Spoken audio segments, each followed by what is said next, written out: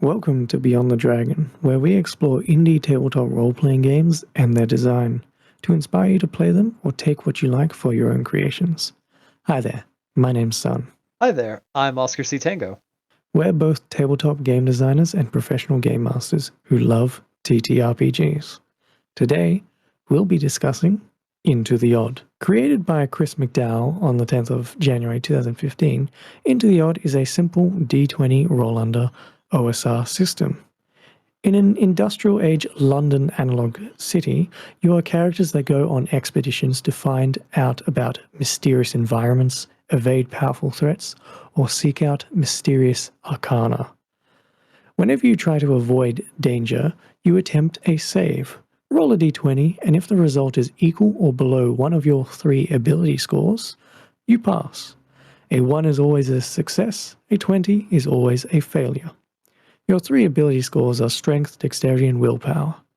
The GM should only make characters roll when there is significant danger or risk to avoid. Into the Odds character progression is from successful expeditions and recovering items rather than combat. If you're fighting, combat is swift and deadly. At roughly 50 pages, the core player-facing rules are, at best, 10 to 15 pages. 13, I Currently, measured. the... Oh, there we go. Currently, the original edition that we are reading is not available anymore. As of recording, you can pre-order the updated edition from the Free League website, which includes new art, layout, and some slight cleanup. In the book, you do get a example adventure and a location surrounding that adventure. So beyond that, any thoughts, Oscar? So, Into the Odd is a game I have not yet had the pleasure of playing. However, I instantly like it because it includes D12 guns, which reminds me of Shadow of the Demon Lord, my favorite fantasy system. Well, you have played a derivative of Into the Odd, because Into the Odd is one of those games in the OSR space, but just in terms of indie space in general, that has spawned multitude of games and hacks based on it, using the Mark of the Odd SRD. And Which the you game can that you get. played, which you can get, and the game that you played was Mouse Ritter, that is directly inspired Yes. of Into the Odd. No, very true. I simply wanted to premise that I have not played Into the Odd itself. Uh, Oh, no, no, yeah. but no, I think there are a lot of things that will claim to be wacky and weird or fantastical or such on and so forth, and they tend to not really redefine or heavily reconceptualize the genre that they're looking at. Into the Odd is not on that list. Into the Odd says, hey kid, you want to fucking have an experience? It's going to be weird and you probably won't come out quite the same as you went in. And if you say yes and you start playing Into the Odd, you're probably going to have an experience and you won't be the same coming out as you were going in. Do you want to extrapolate on that? Yeah, Into the Odd has crazy monsters, fucking some of the most untamed magic I've ever had the pleasure of reading. A bone magnet was not a spell I knew I needed until I read it. I'm Uh, glad that stood out to you because that's on my list. yeah, bone magnet's great.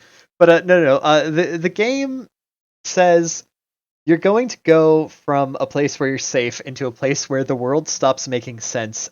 Good luck not dying. And you're going to have a fucking time reading through some of just the example enemies, not even like going in depth with the monster lore creator.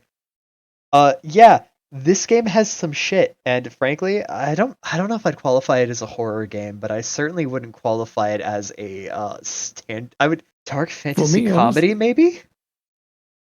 yeah, Like, fair enough. For me, honestly, I would probably put it in the horror, or if you want to, you can jump between those two genres.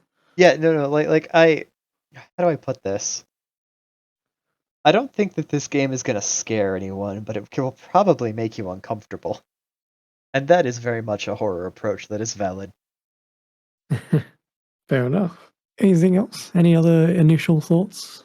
Main engine wise, I really like roll under engines. This is the first one that we've done. I think roll unders are fantastic because you always know the exact odds of what you are going to be getting. And I find that to be a wonderful, wonderful system. Yeah, it's a nice twist on the D20. Instead of beating a number and rolling over, potentially adding modifiers and the like, this one, at least this D20 roll under game, eschews any modifiers to the D20 roll. You're just looking at your stat. That is your target number. For me to Roll get under or really equal. excited about this, wait until we start reviewing D100 systems. Well, why don't we then move over to things that support the theme and the game? Do you want to start off? Well, I did actually. Roll Under was on my supports, and specifically the whole thing of always knowing the odds rather than moving targets and bonuses and all of that stuff being there. You pretty much hit the hammer on the head. Yeah, no. Roll Unders were my first support. All right, well, then for me, character creation is quick and dirty, and it definitely needs to be, especially since you'll die quick and dirty. And it directly tells the GM, make sure the new player character is introduced as quick as possible. And the way player character creation works is very interesting in how it gives you your starting equipment. Basically, it just works off your highest ability score and your hit points in a little matrix table. If you got a low ability score between 3 and 9 and you only rolled a 1 on your hit points, you're going to get some fancy stuff. You're going to get a sword, a pistol, some modern armor, and and you can sense nearby unearthly beings. Just straight away, that's what you get, and a little fancy additional thing that says something about your new character. I like how this works, and I've seen how other Into the Odd games have taken this. What about you? Auto hit. I love auto hit. For those who Yeah. don't know, we did touch on it briefly. You don't roll to attack in Into the Odd or most Mark of the Odd games. Big asterisk there. Yeah, no, I'm a big fan of this. It emphasizes the deadliness and brutality of combat for all sides, and it takes out a very awkward step in fights where you waste an action missing an attack, one of the shittiest things to happen. You just roll damage because your character's competent enough to succeed. Effectiveness of your hit is the question because of potential things like enemy armor and just bad rolls. I'm looking at you, 40K tabletop game, and your 5 fucking rolls to actually see if you even hit or do damage. Yes, I love the auto hit damage rolls. They're great. For me, I really like how character progression works in this game, and I think that links into expeditions. To level up in this game, you need to have done a successful expedition, and that is just simply returning to civilization with something to show for it. This could be a lost artifact, a terrible secret, or just a good story. With that, you you roll a d6 to see how much HP you gain, and check if your ability scores increase by, rolling a d20 to see if it's above and then +1. But that's not the point. To me, it's the tiers that state what your level is. You're a novice, you're a professional, you're an expert, and once you survive a single expedition, you've leveled up. You're a professional now. And Finally, after all this time, I'm a professional. Yeah, that little bit makes that, to me, sure, that's game mechanic, but also that's a little bit of like setting where having just survived at least a single expedition, you're a professional now. You didn't die. Here you go. Good job. You're a pro. Kind of tells you that these expeditions are probably not ones people just willy-nilly do. No, entirely agreed. And then after that, eventually, when you're a veteran after surviving 3 or 4 expeditions, you now have to take on an apprentice, a companion. And to now level up beyond that, you need to get your companion to survive expeditions. And that puts some emphasis on, NPCs and them aiding you. I It really like that. does. Yeah, no, Into the Odd, as milestone XP goes, has one of the best milestone XP systems I've ever seen, where it says rather explicitly, these are the conditions for leveling up. Meet them all and you will level up, no matter what, which means you can't have a GM finagle you and be like, oh, no, you haven't hit my hidden condition for leveling up. It's like, no, no, no. Look, the book says right here, I'm level 3 now. Or, whatever. A master or a legendary explorer or whatever, what have you. It's fantastic. Yeah. And the fact that it like switches it up, it's like, yeah, sure, continue surviving expeditions, but now you have to deal with a companion, basically, a pet, a Pokemon. Treat them well, make sure they don't die. So true. And then you touched on it before, but guns, the fact that the weapon list puts emphasis on gunpowdery and mixing with swords and daggers and the like. It emphasizes the setting and how are you going to be playing the game. You're not using bows or anything. You're using dueling pistols and rapiers and elephant guns and and the like, while you're shooting at these monstrous things in the underground. Yeah, no, so very, very early, I don't want to say conquistador era because conquistadors were horrible, but still using metal breastplates and helmets, but also you have guns and swords. Maybe musketeers is a Early better word to pirate. use. Yeah, pirate. Yeah. Think you're in London think Dishonored, but you've got actually, yeah, think Dishonored. That's a great great way to put it. Yeah, it is.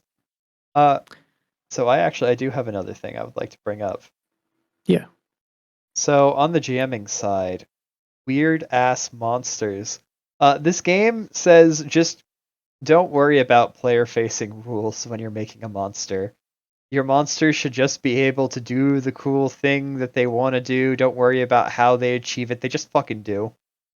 This is a great attitude, and it's one I had to learn. Asymmetrical design when it comes to what players face versus what players can do means that you can provide threat to your players all the time, and it becomes more a matter of how will we get around this than a matter of, well, my sword does this much damage, we all do this much damage with these swords over this many rounds, it should take us this long to kill him. Yeah, there's been so many instances going back to 5th edition where players that are aware of a monster that they're fighting in combat just from meta knowledge or the like, this creature will swallow us. It has a swallow attack, but the creature first has to hit you to do damage, and then you now need to roll a strength save or the like, or it has to now try to attempt to swallow you, and it might not first hit you or then actually try and swallow you. And then eventually it dies, having failed its swallow attempt, 3 to 4 times type of thing. Well, in that instance, sometimes that's cool. But a lot of times the monster that what it's known for didn't get to do what it's known for. So it was just kind of a sack of meat at that point. Yep. Now instead players are like, that thing can swallow us. How the fuck do we stay away from it? Or deal with it before it does whatever it's going to do. We have so little HP, and it will hit it, and it will swallow us if it deals critical damage. Stay the fuck away from it. Speaking of damage, should we then move over to combat properly? Yeah. So, after our nice vacation in the this isn't the combat section land, welcome back to combat. Yeah. So combat. As I mentioned before, whenever you are avoiding damage, you roll a d20. Roll under target number. When you're in combat, screw that. You just roll your damage die whenever you're attacking something. I'm going to smash someone with my sword. Okay, what's your sword's damage die? A d6? Okay, just roll me d6. Of course you're going to hit it. You're good at what you're doing. But maybe they have some armor. and armor could be anywhere between 1 and 3. Okay, you roll your damage die, you roll a 5, you would normally do 5 damage. They have armor 2. They just remove 2 of that damage. So you're actually doing 3 damage to their HP. But once you remove all their HP, then you start doing ability score damage. By default, go to strength. And once that occurs, critical damage can potentially occur here, where you or the creature needs to make a strength save, or they pass out, they go unconscious. And for the enemies, this is where their very fancy and dangerous moves occur. When, for those that know 5th edition, you're aware of disadvantage and advantage. There's a system like that for combat called impaired and enhanced attacks. If you're in a sticky situation where maybe your greatsword doesn't work in these tight corridors, that's your attacks are impaired. So instead of your large sword doing D10 damage, it now does D4. But maybe you're in a great position. Maybe the target is, tied up or stuck where you can get a great strike at them. You're going to do enhanced damage where instead of rolling a d6 with your sword, you now roll a d12. And that's how combat in general just works. Yeah, no, Thoughts? it's a fantastic system. Again, I was having to restrain myself from chanting auto hit the entire time because I love it. Armor reducing damage honestly is actually more intuitive than the concept of AC to me. And actually to a number of people I've run with in the past where it's like, wait, I take the fall damage, but I have this much armor, and it's like, that's not how that works, sorry. I understand what you're saying, but no, that is not the game we play, Mr. Bond. Something that you didn't touch on that I fucking love, the exact quote from the book, if you don't mind. Real-time length of a turn is not important. It can be an hour, it can be a second. It doesn't really matter. As long as the player gets to move and do an action, that is enough. Although, Yeah. I feel like, correct me if I'm wrong, but did you not touch on the nature of strength, HP, and critical damage? I mentioned that they pass out if they take strength damage. Yes. Okay, yeah, because critical damage does some wacky stuff. You'll die in an hour if you don't get it tended in some way. And if you die, I personally encourage you to haunt your team. The game says make a new character or take over a hireling to get in the action as fast as possible. No, haunt your team. You are the ghost Yes. now. And we should mention, yes, you take ability score damage in this game. And when you roll your d20 to roll under a target number, you now are rolling under that damaged number now. Not Yes. your maximum, your normal, your damaged. So yeah, there is a death spiral. Absolutely, yep. So once you take that, however much HP you have, depending on your level, and are down to taking strength damage, if you fail, you take critical damage. You're not dead, you are out unless a monster has a specific critical damage effect, such as eating you, disintegrating you, other horrible things that I'm sure I didn't remember off the top of my head. So and we should mention, yeah, starting characters start from with 1 to 6 HP, and your average ability score will be about 10 since you roll 3d6 for each of them. So, and weapons, d6 is a standard damage. So there's a high chance you're in one attack. If you don't have 6 HP, you could take critical damage and immediately drop. I like how you say D6 is standard damage because for monsters that's super untrue. It's D8. Well, that is true there. But the good news, it's only 1d8, so they could just do 1 damage. Hold on to that thread of hope. You're gonna need it. But then there is also, of course, saves against special attacks and abilities. You make them on your turn, boyo. You don't get to just avoid that shit. Hmm. There is also another thing, detachments. Detachments are a way to represent large forces like mobs or armies, and for monsters that are in a larger danger class than the rest. So, in a fantasy sense, a dragon. Into the Odd characters are not going to just stab a dragon and basically deal any significant harm to it. A dragon would be considered a detachment class monster.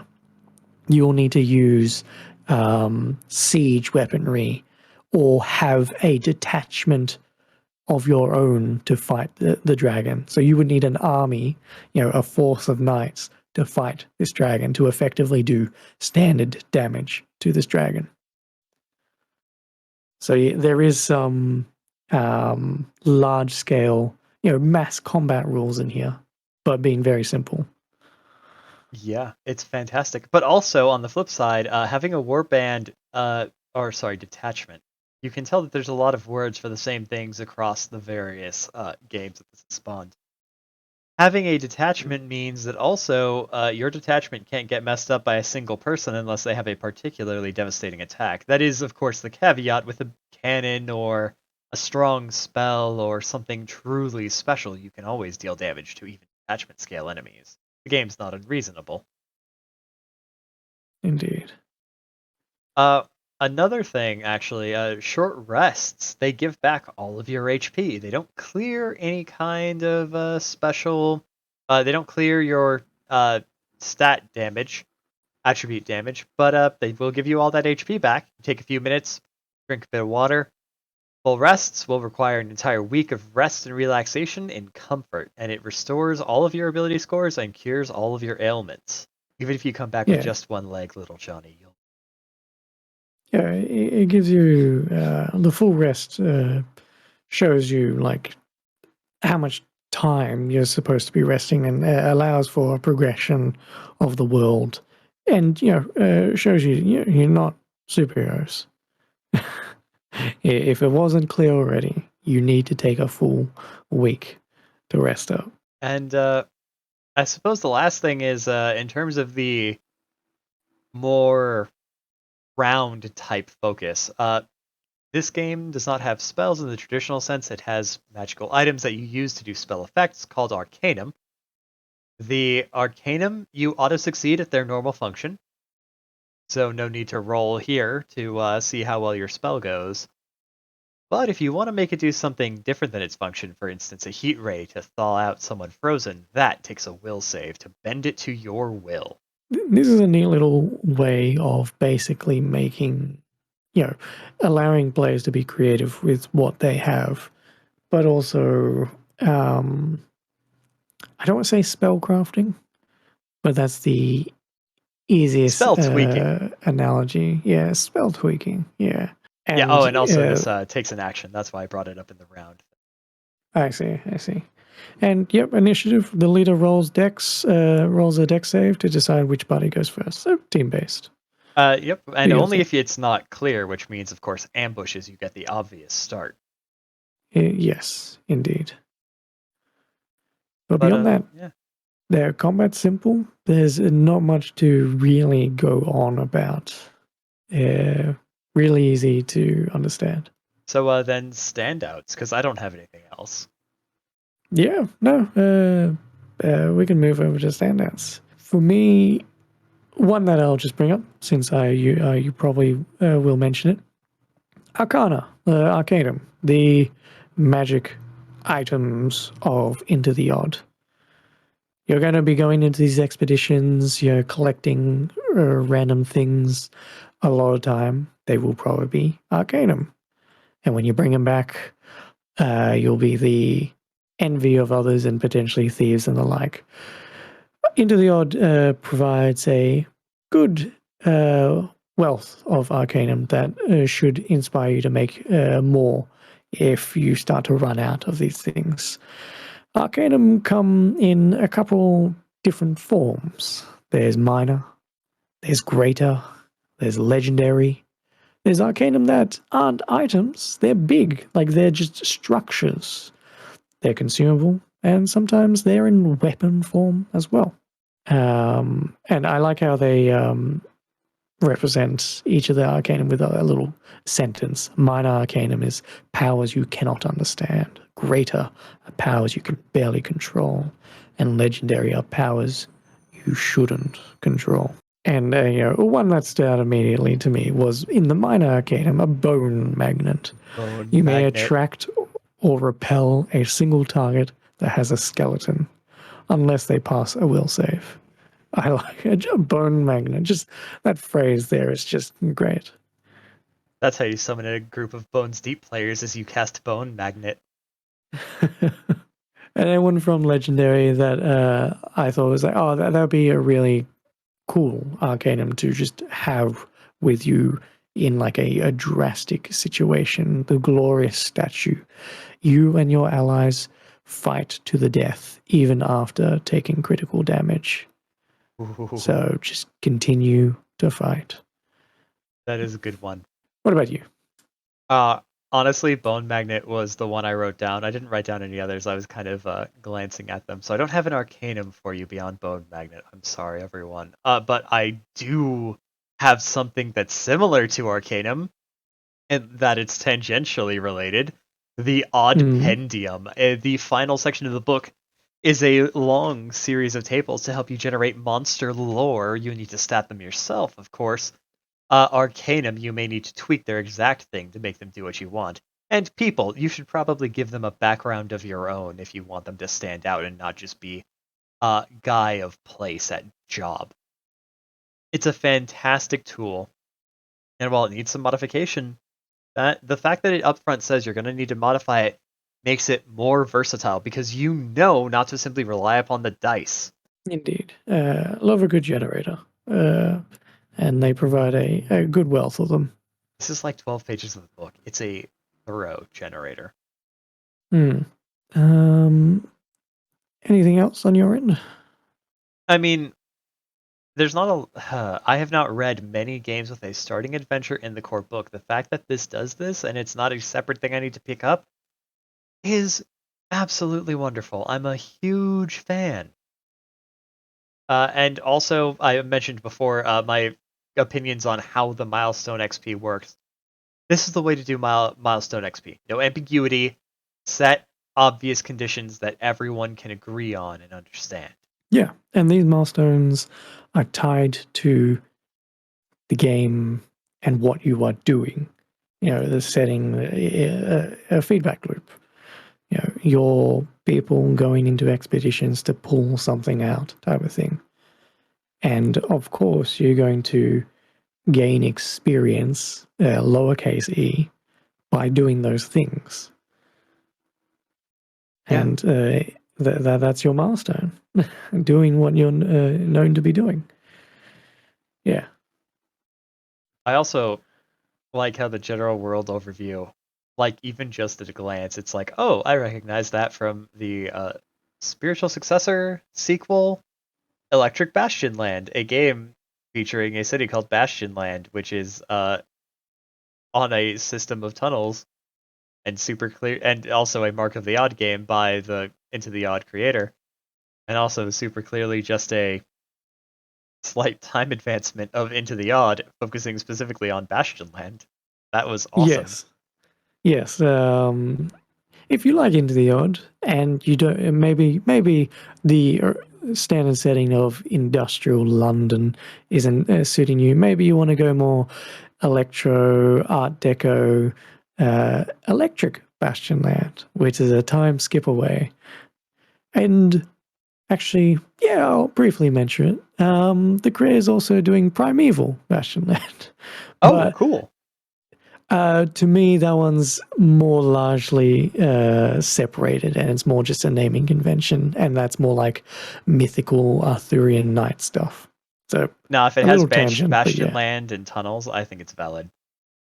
It's about the tunnels. Yeah. But yeah, I do appreciate that it does give examples on for the GM treasure, because you are going in to collect stuff, having just some examples on how to provide and what you can provide in terms of treasure.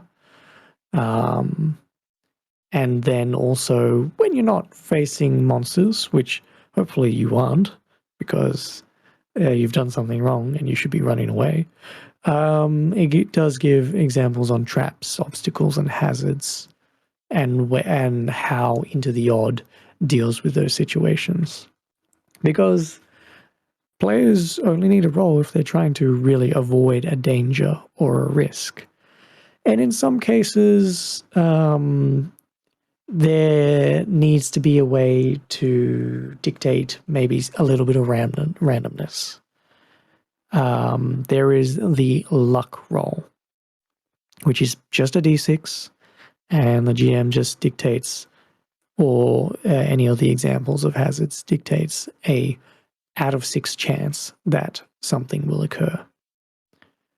You're right. No, the way traps are handled broadly are incredibly worth looking at, because one of the other things about the way traps work is that traps are always visible. Players can always see them unless they are running or being reckless or visually impaired in some way, like smoke.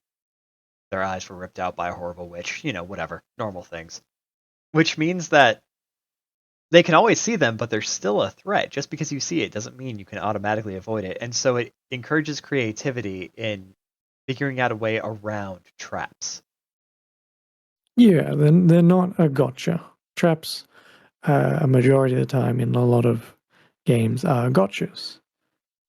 I think And I wrote that exact term. They are not gotchas.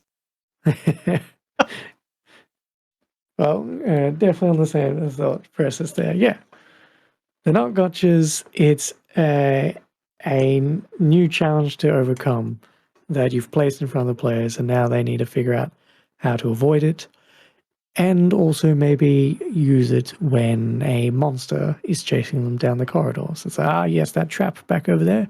We are aware of it, so we can actually use it for something. Yeah. No, it's a great system. I agree, that is a standout.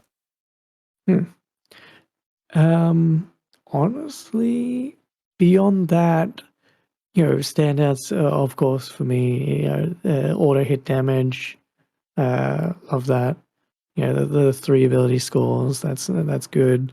Saves, I like the idea of just rolling to avoid damage. Other than that, really, you describe how you're doing things, and you are probably going to be able to do it. I don't really have many more standouts beyond that. I've listed all of mine. Some of my standouts stood out so much, I actually put them in the pre-design talk instead. Okay. Yeah, sure. Well, But then, before that, we're criticisms. praising this. Yeah, criticisms, changes. Do you have any? Because I do have one. For me, I think one thing that I do like layout, and Into the Odds, the original edition. I will preface it once again. Layout is very simple, and in a way, maybe not as clear when emphasizing certain things. I don't know what font they use, but for those not looking at a PDF, just think Times New Roman. 2-column, and besides like a title up the top of the page and maybe a subheader, it's just text and justified. So nice and blocky. I like me some justified, but there's no bolding, and anything they're referencing like an ability score is italicized. And to me, I would prefer bolding, because italicized to me doesn't stand out as much, especially in Times New Roman, a Roman-ish font. But really beyond that, it's just a little bit of readability, because I think readability would help me with referencing stuff a little bit more.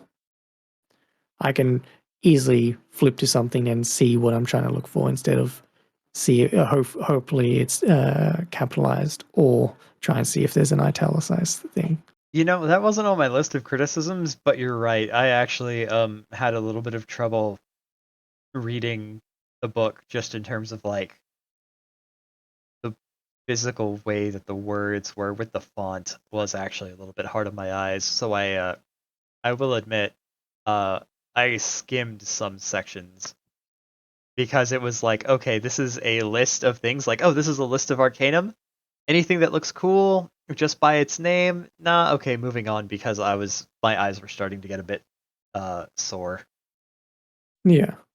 And like I know in Electric Bastion Land, font choice is obviously different, but I do like how things that were highlighted are either bolded or they themselves are capitalized, so they jump out in the small blocks of text for those little rule segments. Yeah. But yeah, beyond that, really, no real criticisms or changes beyond that. Oh, because I have one. Okay, go ahead. So we haven't really touched on this at all, but when you hire your uh attachment, you need to pay them an amount of money. You could spend the same amount of money instead acquiring an enterprise. I feel like enterprises are a tacked on system. Okay, So okay. if just to go into how they work, they start out generating D4 gold. They have specific names for those specific coins, but I'm not going to go into that. It's a 100 pennies to 100 silver to 100 gold. So I feel like enterprises are kind of tacked on. They generate D4 gold, but they cost like, I want to say, what, 10 to start out, if I'm remembering correctly? It costs 10 gold to establish, yeah. So it'll take you like 3 max rolls to get them back. They instantly suffer a potential threat that you might have to deal with so that they can pay you. And also, this is like what, per month, correct? That they pay out? Um, They pay out at the income, same yeah, frequency that you have to pay your detachment, is honestly the point. Specific interval doesn't matter. So they yep. could, if they take their threat that causes them to lose money and they don't make a profit or break even, at a D4 it dissolves. If they do make a profit, then their profit die goes up to the next die, so D4 to 6, 6 to 8, 8 to 10, 10 to 12. You don't get D20, but so does the threat die. So this thing, if you aren't tending to it on a monthly basis, depending on how run your expeditions, how long your expeditions are, could potentially go down. And it takes you multiple successes to get to the point where you're rolling a die where you could reasonably actually start using an enterprise to pay for a detachment. This feels like a closed loop that could use more development. I don't think it's a bad system. I think it's an underdeveloped system. Fair enough. I can see the enterprise stuff actually feeding in um, potential um, clues, not clues, new story beats, and why did you face a loss, and bringing in enemies and the like, and rival enterprises. So You're I not do wrong. appreciate that it's there for that. But yeah, I can understand what you're talking about with that. Yeah, you're not wrong, but like none of that is expressed mechanically as it is. It's No. a threat for loss that can be dealt with versus profit, and that is both die rolls anyways. So you could just get crazy lucky and constantly profit and never deal with your threat. It's Yeah. again, I don't think it's a bad system. I think it's one that I would like to see more heavily fleshed out because it is very much meant to mechanically tie you to the world outside of just, I am a person who does expeditions and has this apprentice that does expeditions with me. And also these guys I pay to murder dragons. Yeah. No, that was the only thing. I did have another one, but that was more of a personal failing than a criticism of the game, and I realized that halfway through writing it, so I'm not gonna discuss it Yeah. really. All good. Don't be Well, afraid to go beyond crazy with the monster generator, everyone. Your no, cowardice yes. at not making a horde of enemies as a single enemy is your own cowardice, and I had to come to terms with that in myself just now when I was writing this note. Going back just a little bit in the stand, I do appreciate the GM's guide in uh, how do you be a good referee? The term that Into the Odd uses, and a lot of OSR games use for Game Master. You give information, you present choices, and then you show consequences. Just going through that loop. And if you do want more information and thoughts from the developer, they have a blog, Bastionland, where they go in depth into their thought processes of developing Into the Odd, and explanations even more on like how to run it and the like. And it's ever been a helpful thing for me as someone that does want to and run Into the Odd and Mark of the Odd games. Don't let your monsters not do their cool shit. That's a quote from Bastionland. Yeah. Well, since we are talking about Making blogs games. and making games and like, why don't we move on to the free design talk? You said you had some points. Oh Please, go boy. ahead. So actually traps was one that didn't go into standouts because I wanted to put it into stealing. Again, traps are great. The fact that they are things you always know about and can be avoided by clever thinking rather than just rolls, because not a quote from Into the Odd, but one from Mouse Ritter. The best plan is one that doesn't use dice. Most of the time. That's not a fast and hard rule. Which means that a clever solution to a trap, and then Sun pointed out an amazingly clever use that hadn't occurred to me, using it to trip up a monster potentially because you just avoided it rather than disarmed it, is fantastic. They provide risk, make it so that when players are panicking and doing things and not being careful, you can hit them with traps they didn't disarm and simply got past. It's never going to be a gotcha, but it will always be a, oh shit, I forgot moment where you're like, oh no, look at this, the consequences of my own actions. And that is how traps should be. It's an excellent showing of how traps should be used, because no one likes, ha, you didn't roll perception or do a search action walking down this hallway. Laser grid, you're now a bunch of cubes. That sucks. Yeah. I'd much At rather get least. stabbed by a monster that I wasn't being smart about than hit by a fucking saw I never had the chance to see coming. Yeah, at the very least. Show your laser grid having affected something else once, twice, before you bring out a thin corridor with squares in the walls. But yeah, for me, the one thing, if I had to choose one thing, is the no to hit damage, where you just roll a damage die, potentially take away 1 to 3 armor, and then deal the rest. I really like that, and if I could, I would immediately slap it onto D&D. Yeah, Yep. I really don't like the to hit and then to roll damage thing, because there's I think a misconception type of situation with, aha, I hit. Oh, but I only did 1 damage. But my hit was like 5 over their armor class. It wasn't a crit yet, but it was like, so much over their armor class. It's like, no. We only track if you've missed, hit, or hit really well. But then hitting really well, you roll a 1 on your dice and double it. All those weird instances where it doesn't feel nice. Yeah, and I've played a lot of games that. Actually, do you mind if we talk about auto hit specifically? Like, if we go on a bit of a diatribe here. Yeah. Go ahead. Okay, I've played a lot of games now that fuck around with, and I earlier made a bit of an outright call out of the 40k tabletop war game, a game I've never played but I have read. The 40k roll to hit and damage, it's so fucked. It's roll to see if you hit, Roll to see if your hit was effective enough to wound.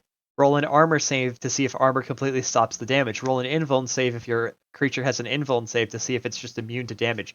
Then roll damage. And I think they do it because it's dice born, but it's fucked mechanically, and I don't like it, clearly. But even beyond that, I've seen games that mess around with the idea of armor and roll to hit chance. Auto hit is the natural progression, and everything else is a bizarre stopgap.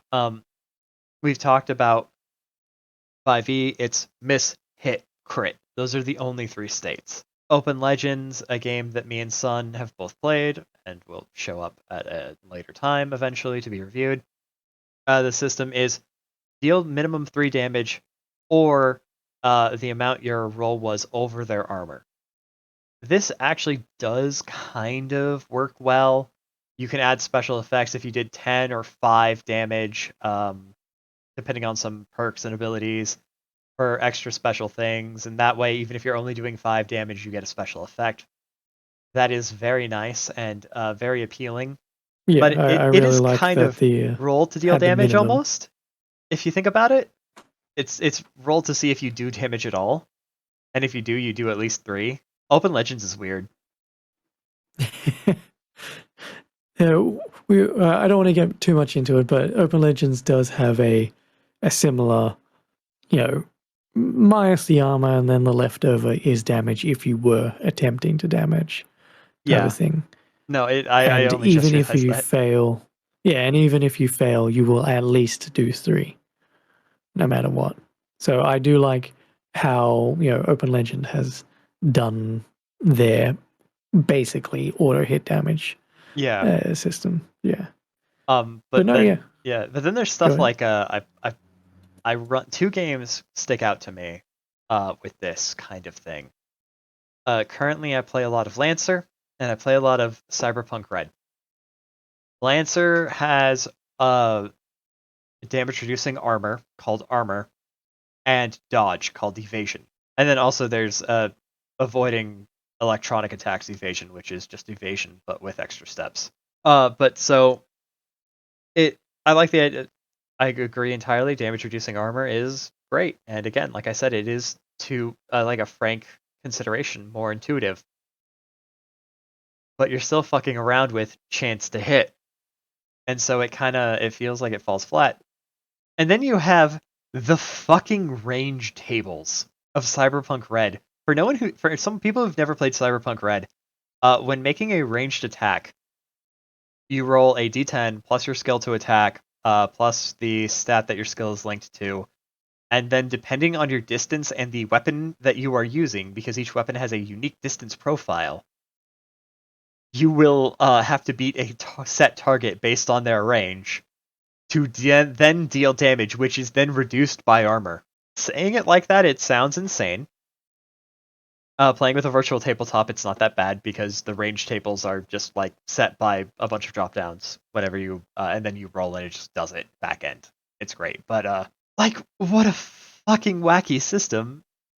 I mean, if you're gonna do roll to hit, which Mark of the Odd is very much not about, one of the exceptions to that is crowns, where at the very least you're still using the very intuitive roll under system. It's a whole thing.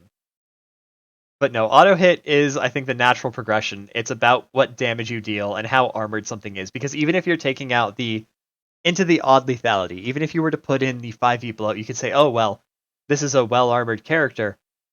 They have, 4 or 5 armor. And also they have resistance because they're magical. And like you could totally do that. You could do that with Into the Odd. You could just inflate the HP a little bit by adding an extra d6. Most definitely. Auto hit doesn't change much mechanically about the game. It just cuts out steps where you're wasting your fucking time. I rolled a spell. Oh, it misses. I wasted my time. I rolled a spell. It's immune to fire damage. Well, shit, we know not to use the flamethrower now, boys, don't we? I have learned something. And that is a very different feeling. Sure, it sucks you wasted a spell, but you know something now. And to be fair, there is a chance of you missing if you just roll damage lower than the armor. Yeah, no, that is counted as a miss in and of itself. That's true.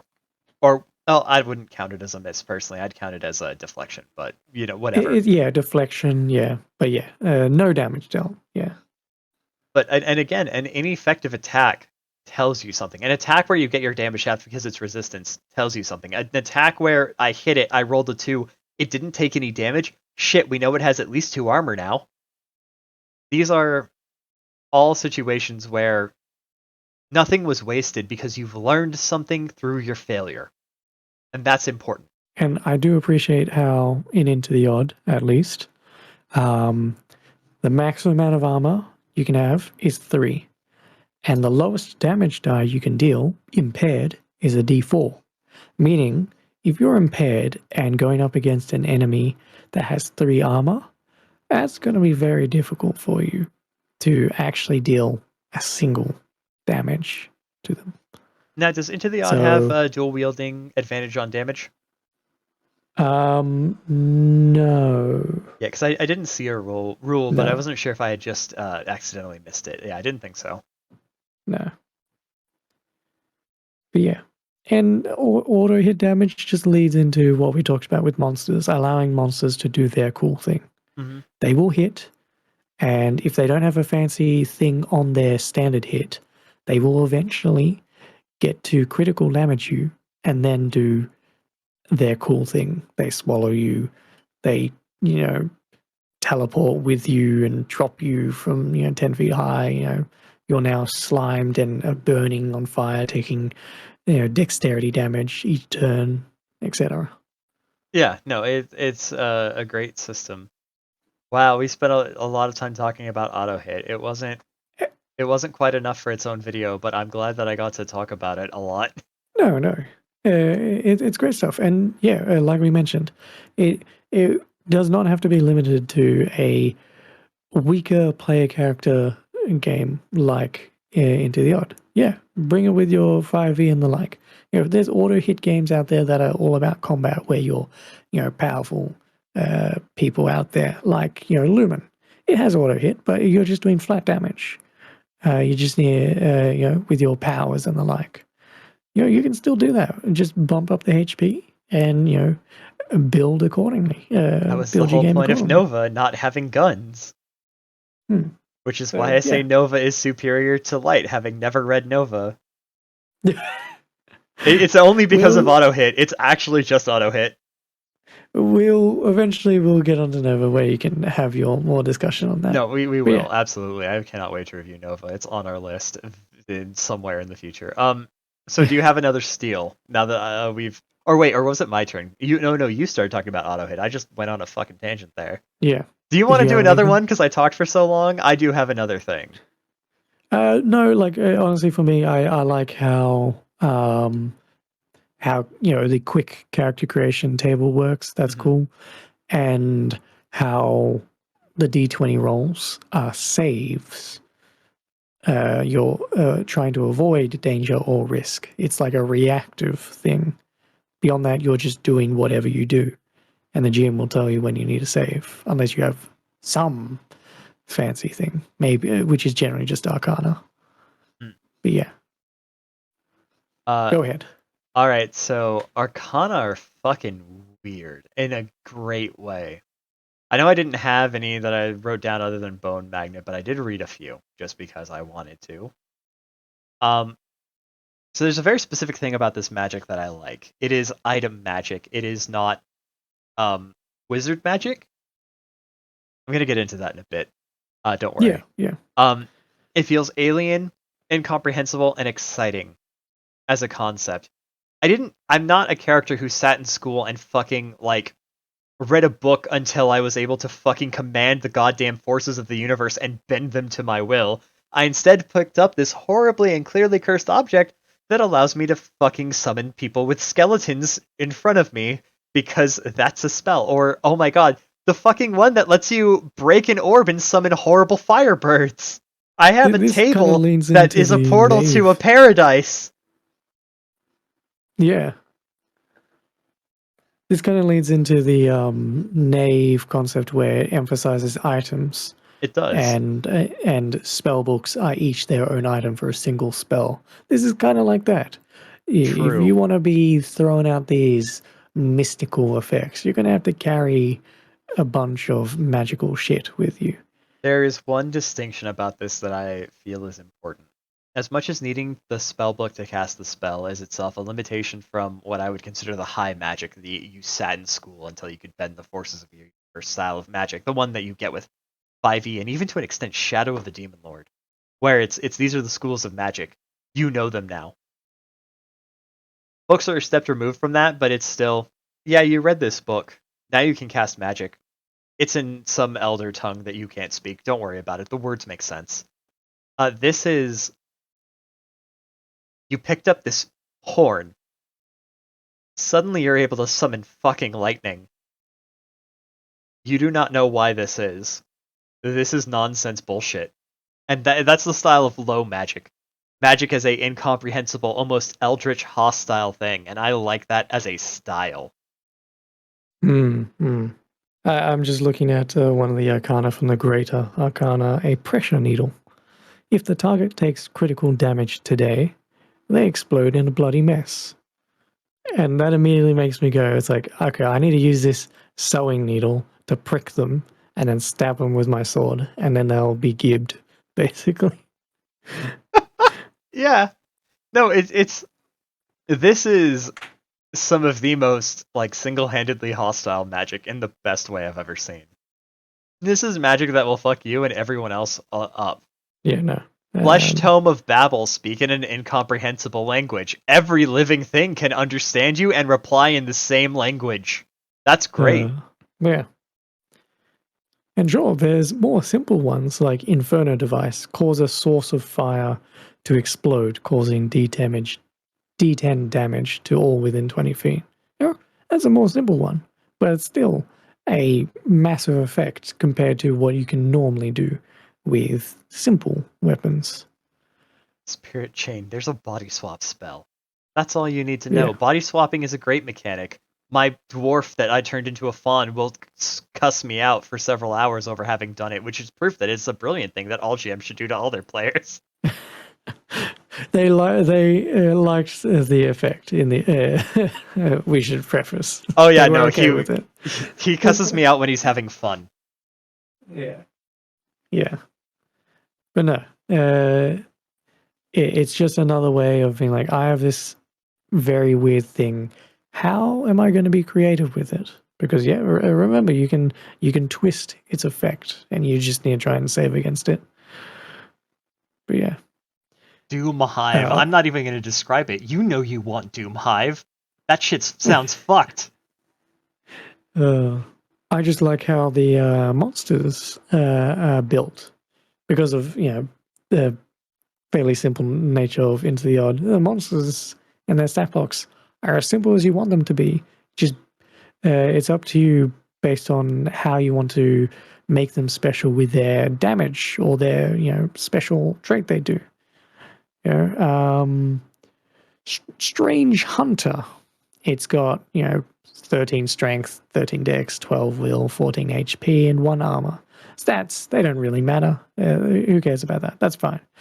Driven to hunt worthy prey. Speaks only in a bizarre language. His shoulder mounts a beam gun, which is a d12 disintegration on critical damage.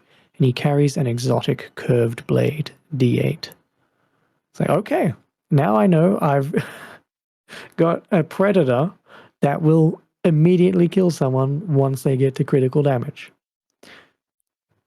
Yeah. Yeah. Cool. That's not the only fun and fucked up monster. Bone Crawler. Driven to implant a host, attacks with claws d8, and climbs walls and ceilings effortlessly. Anyone dealt critical damage is pinned down as the crawler dislocates its joint and enters the victim's mouth. On the crawler's next turn, it enters the victim's body, killing them, and enters a month-long hibernation state before emerging in its greater form, where it now has 18 strength. Interestingly, it loses 3 dex, gains 3 will, 6 HP, D10 claws, and armor 1. Because fuck you, enhanced bone crawlers are a thing apparently. Yeah. Bone crawler farm. Exactly. And I'm sorry. I feel like I need to apologize for that statement. Bone Crawler Farm. As a Well, GM, the most horrific things available to me in a game are the most attractive. I will absolutely run a fucking Titan campaign. I will put the Exsurgence virus in you. I can definitely see a messed up enterprise that is using bone crawlers to some nefarious needs. Fuck guard dogs. We have guard bone crawlers in this business. The bank is guarded by bone crawler hordes. Fuck you, rob us now, motherfucker. But I think we should. Yeah, we are now end it just there. goofing off Yeah. with excitement because this game is awesome and in full of, like I said, this game is weird. It is absolutely somewhere in between horror and dark comedy. You will have an experience and you will not be the same coming out as you went in because we're all listing examples. The game has tables to make your own shit. Hmm. It can be as And weird as your if- GM is willing to make it. Yeah, and if you like the core engine of Into the Odd, but maybe a London kind of fantasy, more horror isn't to your liking, well, yes, there are other games built off of it called Mark of the Odd games. If you just search that in itch or on Google, you'll find a plethora of other games out there. Maybe you like Alien or Mothership. Well, there's an Into the Odd game like that. Screams Amongst the there's many Stars. I own it. It's fantastic. Yeah, maybe you want a zombie apocalypse game made by the same person that made that one. So plenty out there, and because of Maybe how you simple. misrolled a hit by Crowns. Exactly. And there's many that are messing with Into the Odd and making their own tweaks. And because of how simple Into the Odd is, and a lot of time with the expectation of you knowing Into the Odd beforehand, there's a lot of very small games, 1 pages, brochure games, 5 pages, where, it gives you the setting and the feel, and you just run amok using the core engine. So Yeah. with that, any last thoughts? No, absolutely. I'm glad that we mentioned Mark of the Odd. Because at the time of recording, once the re-release of Into the Odd comes out, you'll be able to find that link. In addition, instead of the Into the Odd link from the version we're reading, which you can't get anymore, we will be putting in the Mark of the Odd SRD, something that you can get so that you can get a look at the system reference document put out by the person who did Mark of the Odd, as well as Electric Bastion Land, just because that's somewhat related to Into the Odd directly by the creator. So that way you can go support them if what we've talked about here interests you. Indeed. And hopefully that inspires you to mess about, or maybe you want to play one of those other games. So with that, thank you for joining us today as we looked at Into the Odd. Join us next time for more indie tabletop discussion and design. I've been Sun, and joining me has been Oscar C. Tango. You can find me at Stranded TTRPG on Twitter, Oscar C. Tango on startplaying.game, and Stranded Publishing on itch. And you can find me at sungone_ on Twitter, Sun on startplaying.games, and sungone on itch.io. You can find all those links in the description. And remember, don't be afraid to adventure beyond the dragon.